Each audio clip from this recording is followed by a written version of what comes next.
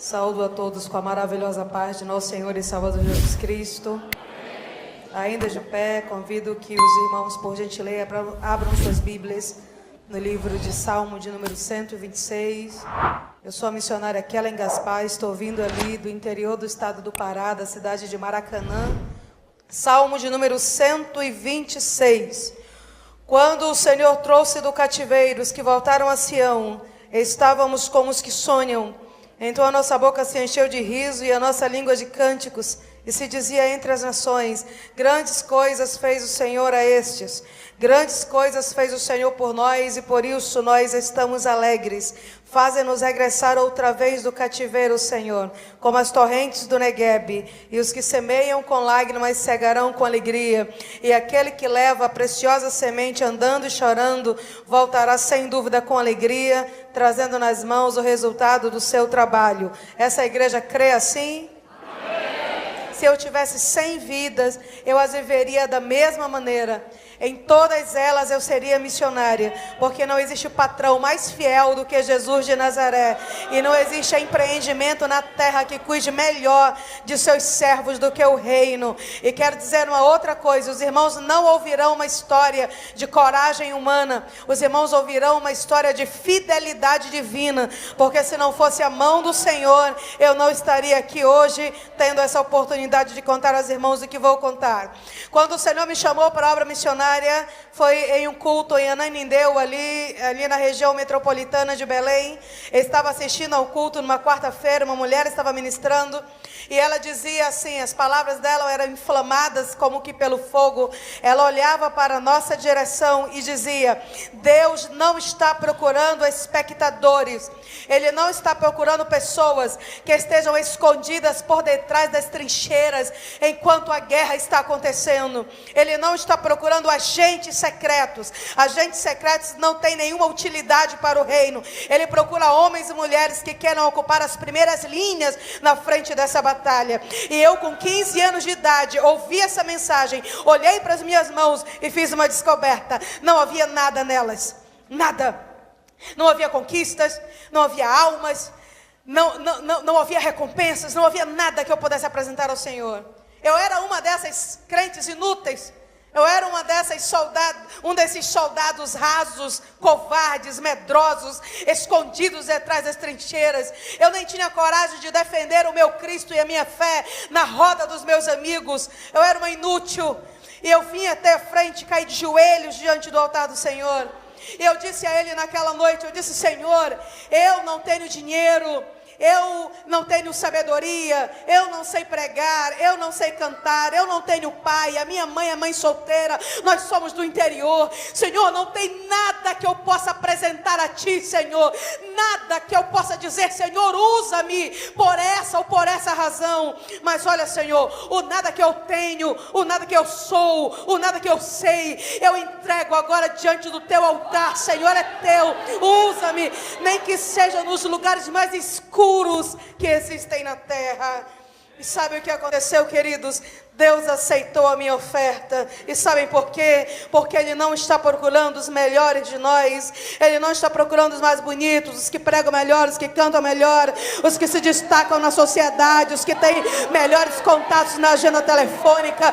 Ele não está procurando, queridos, pessoas boas aos olhos do homem, boas diante dos critérios da sociedade. O Senhor está no nosso meio nessa noite, como estava naquela noite, procurando os mais humildes de nós, os mais obedientes de nós, aquele que diz: Senhor, eu não sou nada, mas Tu és tudo. Senhor, eu não tenho nada, mas Tu és o dono das montanhas que escondem o ouro e a prata. Senhor, eu não posso nada em mim, mas eu posso todas as coisas em Ti, Senhor, porque és Tu que me fortalece. Deus procura alguém assim, e quando Ele encontra, Ele prepara o cenário para que você desenvolva o seu ministério. Quando Ele encontra alguém assim.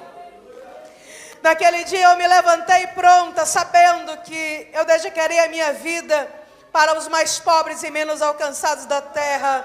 Eu pedi ao Senhor um povo, eu disse: Senhor, se houver algum povo que ninguém ame, eu amarei. Se houver algum serviço que ninguém queira fazer, dê-me-lo a mim e eu farei. Então levantei da oração sabendo que assim seria. Eu fazia o curso de enfermagem, fazia o curso de magistério, fazia o curso de teologia como ouvinte, porque eu não tinha condições de pagar.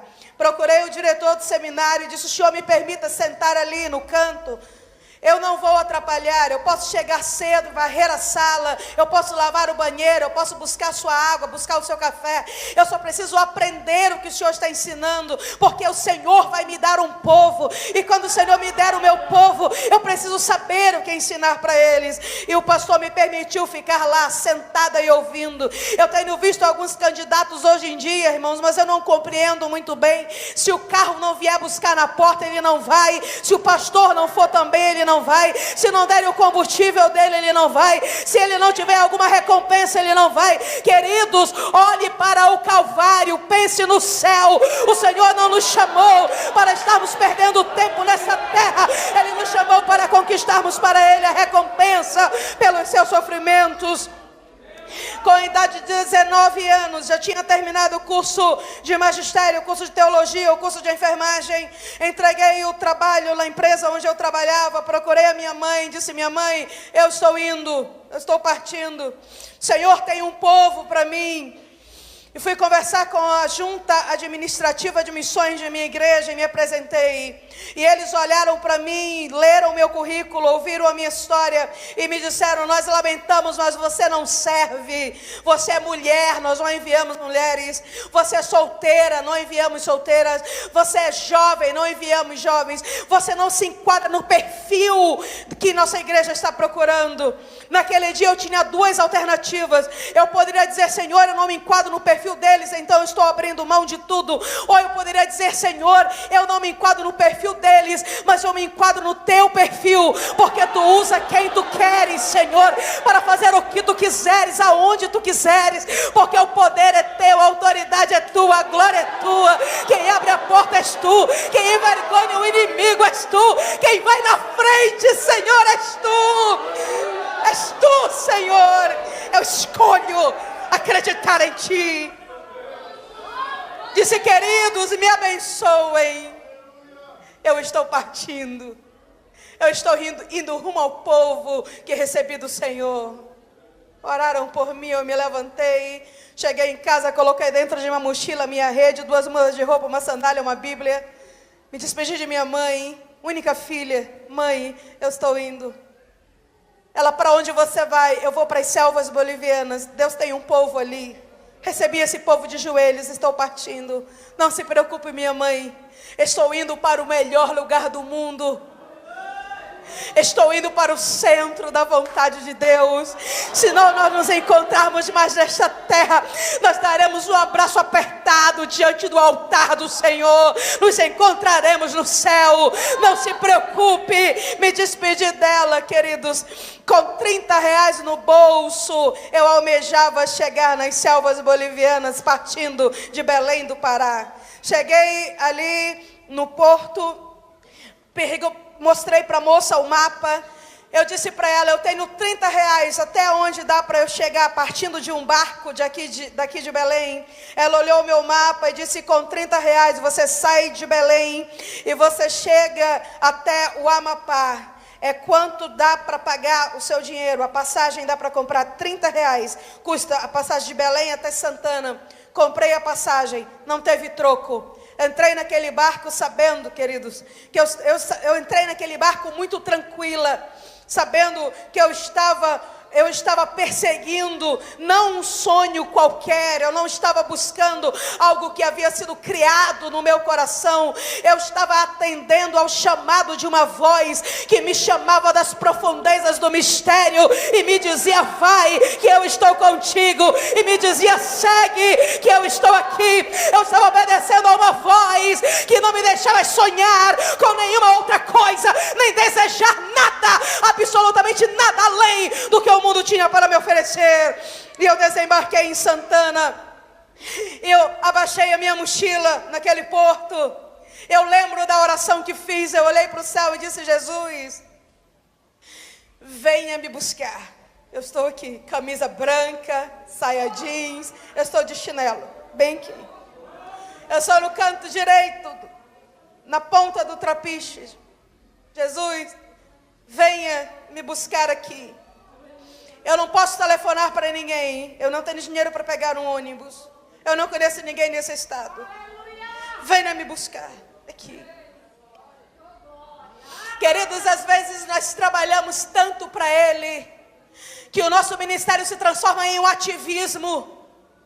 Nós trabalhamos tanto, e nos esquecemos de quem Ele é. Nos esquecemos que Ele almeja relacionamento, que Ele busca comunhão. Nos esquecemos que Ele ouve a oração. Nos esquecemos que Ele peleja as nossas batalhas. Nos esquecemos que Ele ainda faz milagres. Nos esquecemos que Ele ainda é o Senhor de toda a terra. Nos esquecemos que na mão direita dEle tem todo o poder, toda a autoridade. Nos esquecemos que Ele pode fazer em um movimento o que homens demorariam meses ou anos para fazer acontecer. Nos esquecemos, porque estamos tão ocupados.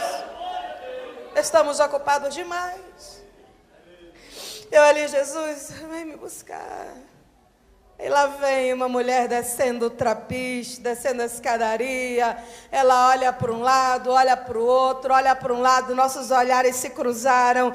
E ela caminhou na minha direção e parou bem na minha frente, olhou dentro dos meus olhos e disse: eu estava na minha casa orando quando o Senhor me mandou vir aqui te buscar.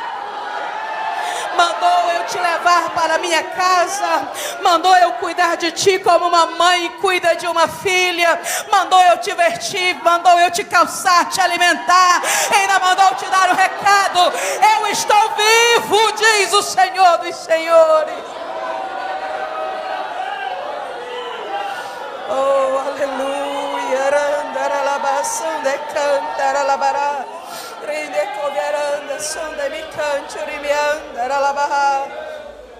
Ela me levou com ela,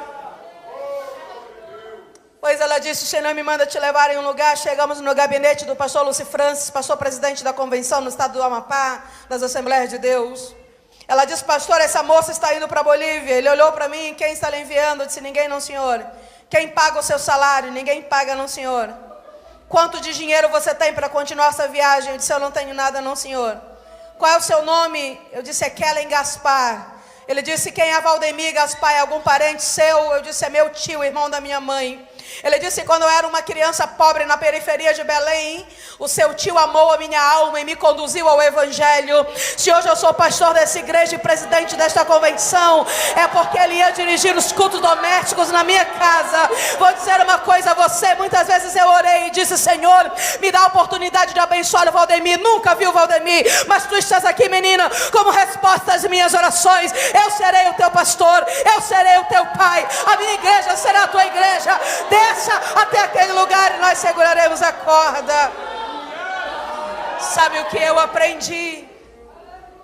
Eu aprendi que quando nós começamos, Ele começa também. Eu aprendi que quando nós começamos, Ele começa também.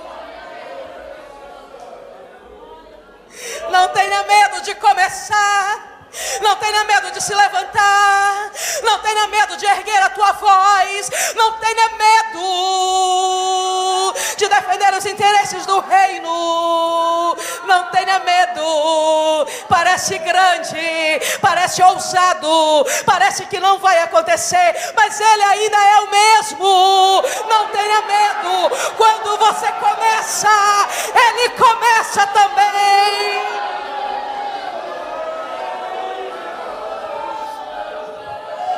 Cheguei no povo, cheguei nos Pacais Novos, encontrei um povo terrivelmente escravizado por Satanás. As mulheres, quando estavam grávidas e comiam algum peixe de pele ou algum animal que tivesse espora, era ensinado pelo pajé, incorporado por um espírito demoníaco, que aquela criança ainda dentro do útero passava a sofrer dores terríveis por causa da espinha do peixe ou da espora do animal, que eram alimentos proibidos durante a gestação. Quando aquela mulher tinha seu filho dentro d'água, cortava o cordão umbilical com um dente, Quando ela vinha de lá com sua criança, a criança era arrancada de suas mãos e enterrada viva por causa de uma mentira de Satanás.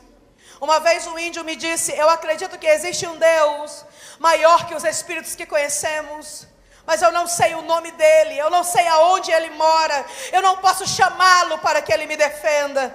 Queridos, a situação era desoladora, não havia esperança, não havia liberdade, não havia alegria, não havia nada, até o dia que Jesus chegou ali. Meu Jesus, quando ele chega no lugar, ele muda tudo. Quando ele entra na família, ele muda a história da família. Quando ele entra na empresa, ele muda a história da empresa. Quando ele chega na comunidade, ele muda a história da comunidade. Quando ele chega no povo, ele divide em dois a história do povo. Era assim antes de Jesus. Jesus chegou, agora a história é outra, é diferente. Jesus chegou ali, as cadeias começaram a se romper, as muralhas começaram a cair. Aquele povo, mês após mês, ano após ano, foi caindo prostrado diante da cruz de nosso Senhor e Salvador Jesus Cristo, prostrados diante do Calvário.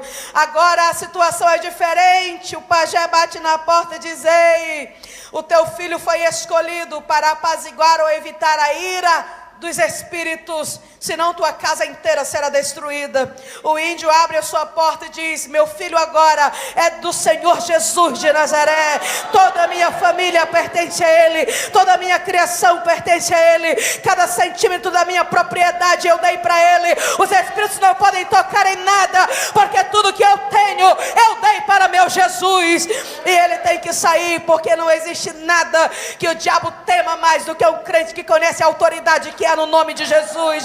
A situação agora é diferente. A nossa congregação é coberta de palha, cercada de vara. Nos sentamos no chão, não há bancos, não existe luz elétrica, lamparina, não tem púlpito, é um tamborete. Nada do que vocês estão vendo aqui nós temos lá. Apenas a graça, apenas o preço, apenas o Calvário, é o que nós temos em comum, o resto não. Os índios gostam de orar com o joelho no chão e com o rosto na terra, porque não se consideram dignos de tão maravilhosa salvação, de tão maravilhosa graça. O hino que eles mais gostam de cantar é o hino que diz assim, ó, olha para mim: Pitspina, pitspina, pitspina, kutspina e kakarakat neshi jeji. Pitspina, pitspina, pitspina, kutspina e kakarakat neshi jeji. Mitspina, paitpanam, kutkanam, parem pai kakarakat pitspina, pitspina, pitspina, kutspina e kakarakat neshi jeji. Traduzido para o português diz assim, ó, olha para mim: acabou, acabou, acabou. Todo o peso da minha alma se acabou. Meu Jesus me libertou.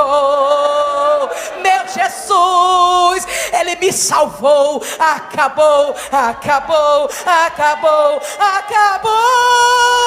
Todo o peso da minha alma se acabou. Só Jesus faz isso. Só Jesus faz isso. Só Jesus faz isso. A prefeitura não faz. A prefeitura não faz. As ONGs não fazem. Nenhuma instituição na terra promove um resultado como esse. É Cristo. E através da obra missionária. Por isso que o diabo odeia missões. Quando meu trabalho estava terminando ali, eu dizia: Senhor, me dá um povo. Eu sou jovem ainda. Gasta-me nesse negócio. Eu não quero voltar, eu não quero casar, eu não quero fazer nada. Eu só quero conquistar para ti o que é teu. Me dá um povo, Senhor, me dá um povo. O Senhor me deu um povo subindo 3 dias o Rio Madeira Mamoré. Fui trabalhar com um povo onde eu cheguei a celebrar a cerimônia fúnebre de um índio adulto que morreu de fome. Fui trabalhar com um povo, queridos, onde nos primeiros meses eu perdi mais de 20 quilos, não havia o que comer. Meio-dia o fogo estava apagado, as olhas estavam emborcadas. Os índios saíam para caçar, mas não traziam nada. Havia uma maldição terrível sobre aquele lugar. Passávamos dias tomando o té da hoja de palta, que é o chá da folha do abacate, porque eu não havia outra coisa. Eu e os primeiros 9 novos convertidos congregávamos embaixo de uma árvore e fomos prestar serviços em outras comunidades, colhendo arroz para receber o arroz como parte do pagamento. Eu trabalhava das 7 da manhã às 5 da tarde com esse movimento. Às vezes, quando voltava, eram 2 horas para ir e 2 horas para voltar, 4 horas de caminhada por dia. Quando voltava, as minhas mãos, elas vinham pingando sangue por causa do movimento da cosecha, por causa do instrumento. Chegava tão cansada. A minha casa era de 2x2, coberta de palha, cercada de vara. Eu dormia em cima de um catre. Eram varas com palha e um pano por cima. Às vezes eu me deitava ali, quantas vezes orei por um copo de água e disse: Senhor, coloca vitaminas, proteínas aqui, vou beber essa água e vou dormir. Não há outra coisa para que eu me alimente. Mas irmãos, nesse lugar, Deus fez coisas tão grandiosas. Quando a primeira família se converteu, me lembro muito bem, era uma noite de quarta-feira, estava chovendo muito. Bateram na porta. Eu fui atender, acendi a lamparina. Fiquei pensando, alguma coisa terrível deve ter acontecido. Quando eu cheguei lá fora, a família estava lá, encharcada, tremendo de frio, os lábios roxos. Eu perguntei: irmãos, o que passou? Eu perguntei: irmãos, o que aconteceu? E o homem veio à frente, tremendo de frio, e disse: irmã, não há culto, nós todos venimos louvar o Senhor. Ele disse: irmã, não vai ter culto, nós viemos louvar ao Senhor. Irmã, ande, levante-se, é dia de nós adorarmos ao Senhor. E fomos lá para debaixo da chuva, debaixo da árvore, louvar ao Senhor naquela ocasião. Uma outra vez o índio chegou e disse: eu quero falar agora, eu quero dar uma palavra. Acendi para ele, cedi o tamborete, que era o nosso púlpito.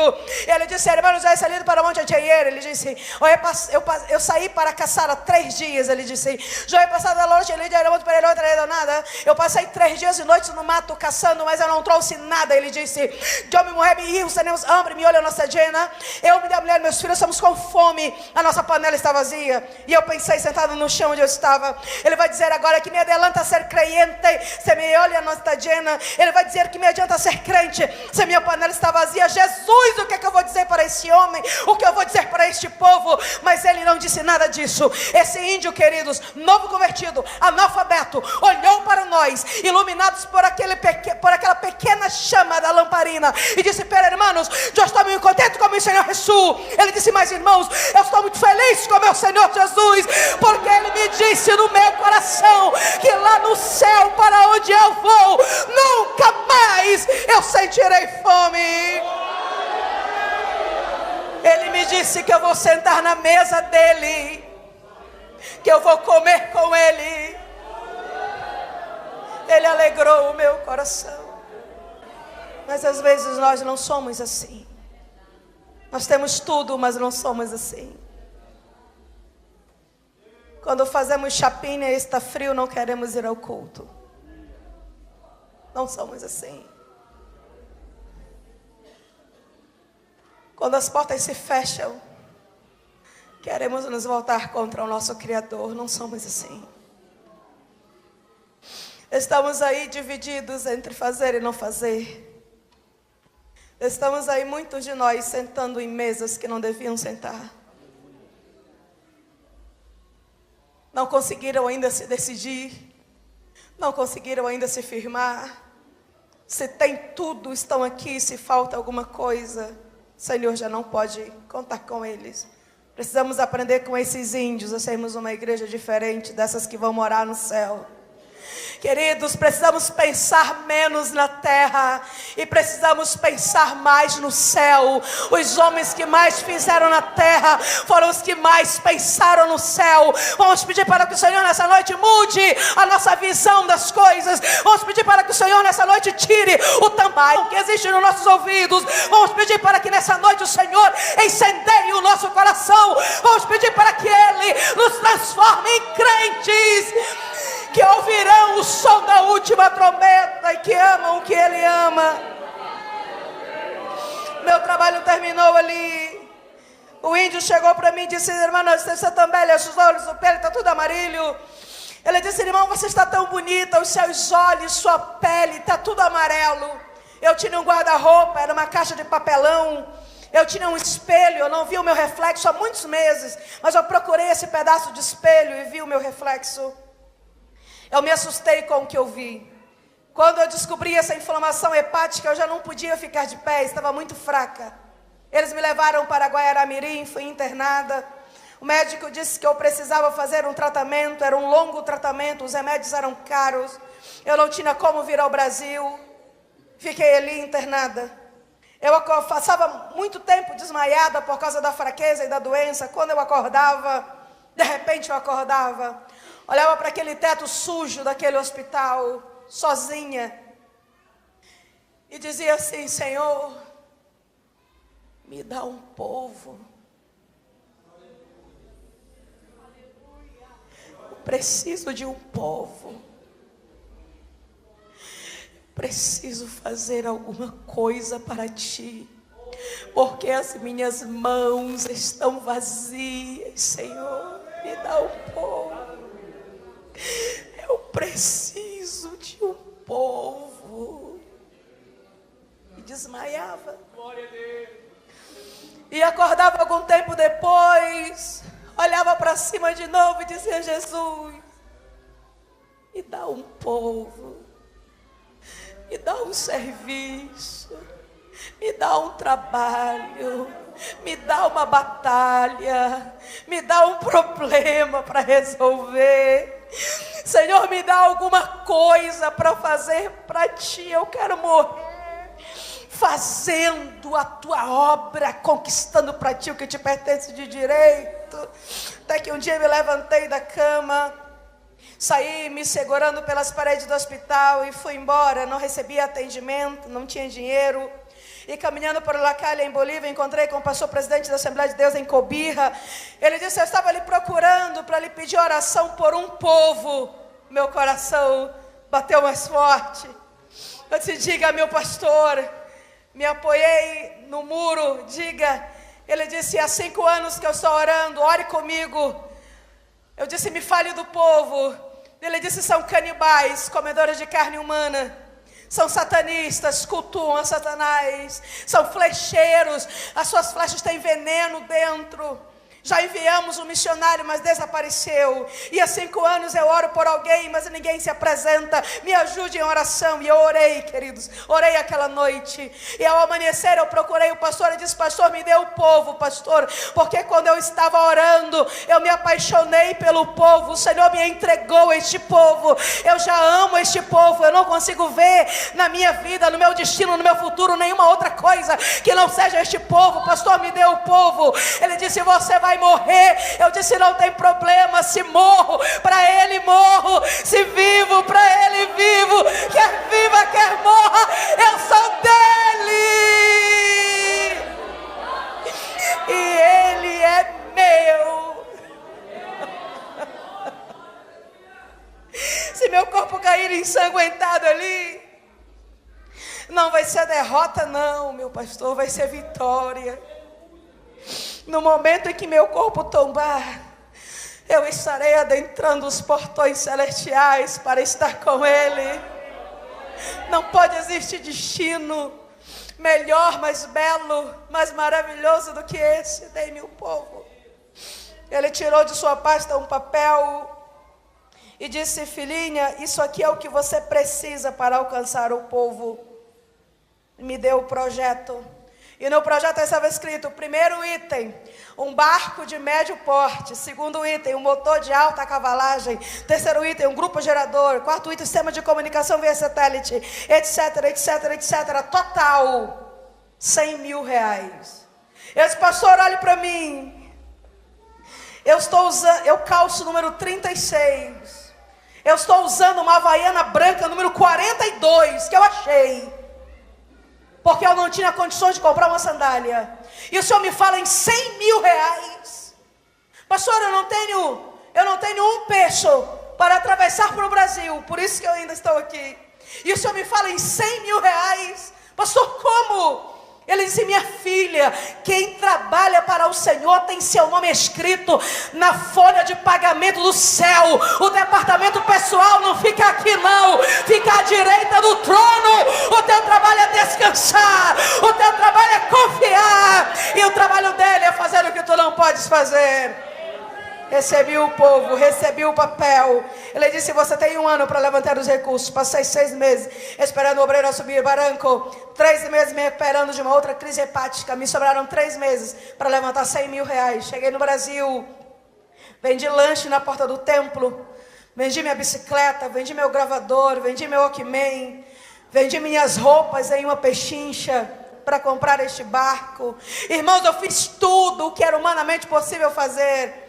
Em 1 mês e meio, eu fui contar quanto eu tinha.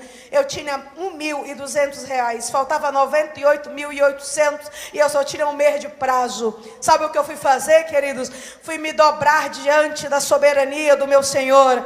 Fui contar para Ele, fui orar, fui pelejar essa batalha em oração. Nós estamos visto poucas vitórias hoje em dia, porque em vez de nós irmos orar, nós publicamos no Facebook. Em vez de nós irmos orar, nós escrevemos um Twitter. Precisamos voltar a dobrar o nosso joelho para ver a mão de Deus se movendo em nosso favor.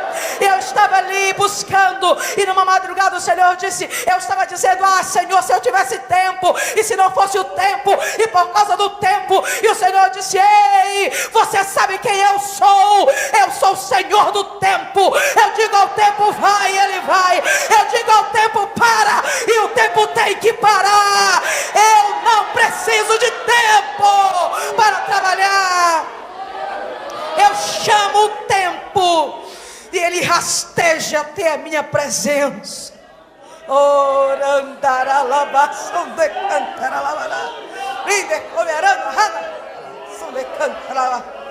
Esse é ele, assim que ele é ele. Comecei a arrumar as minhas malas. Comprei uma garrafa térmica para o meu barco. Comprei uma toalha de mesa para a mesa do convés. Comprei uma panela para cozinhar o feijão na viagem. Marquei o dia da partida no Trapiche de Coaraci. Anunciei no rádio e contei para todo mundo. Alguém me disse: você já tem um barco? Eu disse: meu barco existe. Está pronto. Alguém está cuidando dele para mim. Em julho, dia 27, ele vai estar lá em Icoaraci, no meu culto de despedida. Fiquei esperando. Tudo arrumado, tudo pronto. Me despedi de todo mundo. Mandei convite para esse culto, para todas as igrejas que eu conhecia. E fiquei esperando. Tive um convite para ministrar na cidade de Portel. Eu precisava de 98.800 reais. Recebi um convite para ministrar na igreja na beira do rio Pacajá. Igreja do tamanho deste púlpito. A igreja ficava na beira do rio Pacajá no interior de Portel, Portel no interior do Marajó, Marajó no interior de Belém. Eu precisava de 98 mil reais. E o Senhor me levou para o interior, do interior, para me dar uma lição. Sabe qual era a lição? Deus não precisa que a geografia seja favorável para abençoar os seus servos. Ele abençoa onde Ele quiser, porque a bênção vem da mão dEle. Não precisa dizer: eu vou para ali porque é maior, eu vou para ali porque é melhor, eu vou para ali porque não. Esqueça isso. Diga: Jesus, para onde eu vou? Se for pequeno, Ele faz ficar grande. Se for deserto, Ele faz florescer. Não se preocupe. Preocupe-se apenas em ser fiel. A bênção vem da mão dEle. O crescimento vem dEle. Tudo vem dEle. Entrei, dobrei o joelho, disse: Jesus, não entendo não. Mas tu não me chamou para entender, tu me chamou para crer, Senhor. E eu quero te dizer que eu estou crendo. Igrejinha de madeira, um monte de canoinha amarrada no porto. Preguei. Estava terminando de pregar, um homem sentado numa cadeira branca do lado esquerdo. Ele deu um grito. Ele gritou assim, ó: ai, meu coração! E caiu. O pastor que estava do meu lado disse: o irmão deve estar infartando. Vá lá. E eu desci, fui onde o irmão estava caído no chão. Ele olhou para mim: coração! O que tem seu coração, meu irmão? O que é que o senhor está sentindo?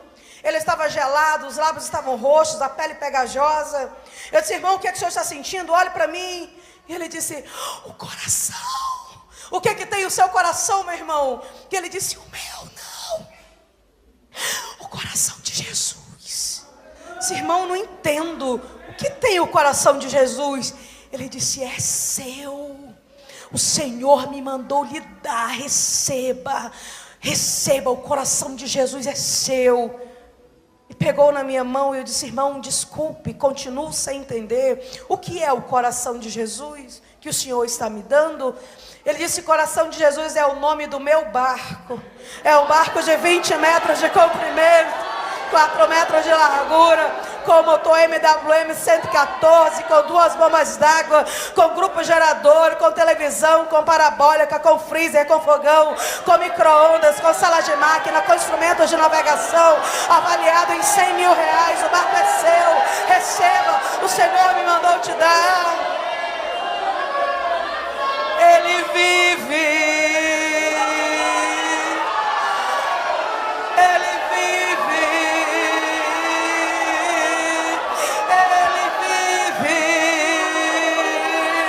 O Cordeiro que foi morto, ressuscitou, está glorificado, assentado à direita de Deus Pai Todo-Poderoso. Ele vive, Ele vive, Ele vive. Não tenha medo de sofrer, não tenha medo de chorar, não tenha medo de ser preso, não tenha medo da fome, não tenha medo de nada. Ele vive, porque Ele vive.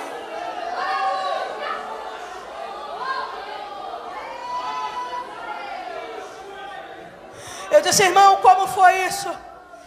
Ele disse: eu estava ouvindo você pregar, quando de repente uma voz me chamou pelo meu nome e me disse assim: Dulcival, dá o barco para ela.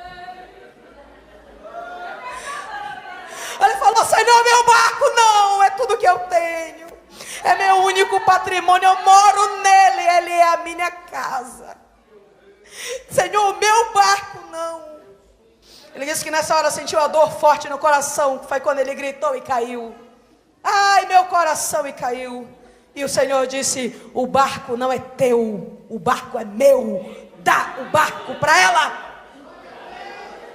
E ele deu a chave e o documento, me entregou a embarcação e ficou na beira do rio com uma sacolinha na mão, sem ter para onde voltar. Foi dormir no chão, porque a cama dele foi no barco. Foi cozinhar numa lata, porque as panelas dele foram no barco. Ele me deu o barco de porteira fechada, não tirou nada de dentro, porque o Senhor não permitiu. Foi morar 8 quilômetros de Portel, numa casa abandonada, sem água, sem luz, sozinho. Foi comer manga quando o dinheiro dele acabou. Comia manga para não morrer de fome. E é interessante, porque hoje em dia muitos querem dar para a obra missionária o ventilador sem hélice, a geladeira sem motor, o ferro sem resistência, lixo, não tem coragem de jogar fora e quer fazer a missão. Tua oferta do tamanho do teu compromisso, meu irmão, nem melhor nem maior. Muitas ofertas têm envergonhado ao Cordeiro, envergonhado o Evangelho. Ele deu a vida e nós não queremos dar nada. É isso que está acontecendo. Peguei o barco e fui embora, não tivemos mais contato. Contratei uma tripulação, teve o culto no dia que eu havia marcado e nós viajamos. Foram 6 meses de viagem de Belém até o Peru, Orágua, navegando.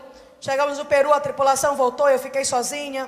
Os índios não me receberam na aldeia porque um demônio já havia dito que eu ia chegar e que eu era extremamente má e perigosa. Fui morar numa casa abandonada na margem direita do rio Purus, arrodeada por 5.000 índios, colinas e caxinauas. A minha casa era coberta de palha, cercada de vara, eu dormia numa rede atada perto da palha. A casa foi abandonada porque morava uma jararaca da boca podre na palha, uma cobra perigosíssima. Eu acendia o lampião, deitava na rede, olhava para a palha, muitas vezes, muitas noites. Eu vi os olhos dela brilhando. Ela ficava atraída pela luz. Ela não podia fazer nada, era impossível caçá-la no meio da palha. Convivi com ela durante todo esse tempo. Ela não me tocou, porque até os animais têm que reconhecer o poder que há no nome de Jesus. Era ela lá e eu aqui. Eu acordava à noite, às vezes tinha 20, 30 índios ao redor da casa, pintados de preto e de vermelho. Tinha um deles que quando queria matar alguém, vomitava uma pedra preta na mão, e ele ordenava ao demônio que estava na pedra que matasse a pessoa que ele queria, sentindo os sintomas que ele quisesse. Eu olhava pela brecha da paxiúba e via ele com a pedra na mão e os outros dançando ao redor da casa. A casa era de vara, meus irmãos. Se alguém desse um chute num dos cantos, a casa caía. Eu não tinha vizinho, não tinha celular, não tinha rádio, mandava para chamar a polícia. Era só minha casa, no meio de uma gigantesca bola de mato. E às vezes de madrugada eu olhava e via eles lá, e o meu coração congelava. E eu dizia: Senhor, me mostra alguma coisa, porque eu estou com medo. Me mostra alguma coisa, Senhor, eu estou apavorada. E me encolhia na rede. Dizia: Senhor, abra os meus olhos espirituais, eu preciso ver. E o Senhor me mostrava então o muro de fogo dele ao redor da casa, os anjos passeando pelo terreiro. E o Senhor me dizia: vai dormir. Enquanto tu estás dormindo, eu estou trabalhando. Vá descansar. Enquanto tu estás descansando, eu estou pelejando de manhã. Os nossos inimigos estarão debaixo de nossos pés. E eu dormia, sabendo que ele estava lá. Eu dormia, sabendo que ele estava lá. Às vezes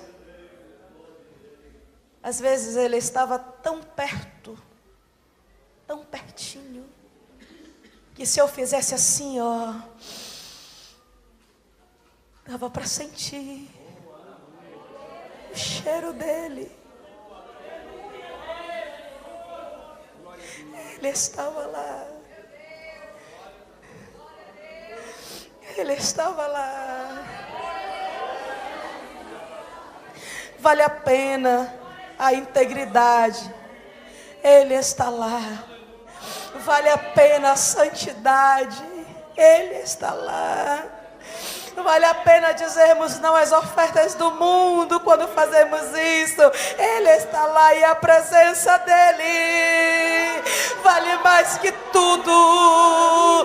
Vale mais que o mundo. Vale mais que tudo. Não perca a presença dele. Não troque a presença dele por nenhuma oferta de Satanás. Seja santo, seja íntegro.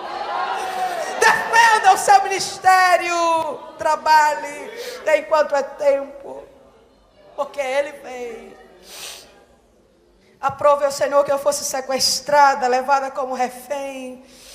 Pensei que fosse o fim. 8 colinas me jogaram dentro do barco, me levaram.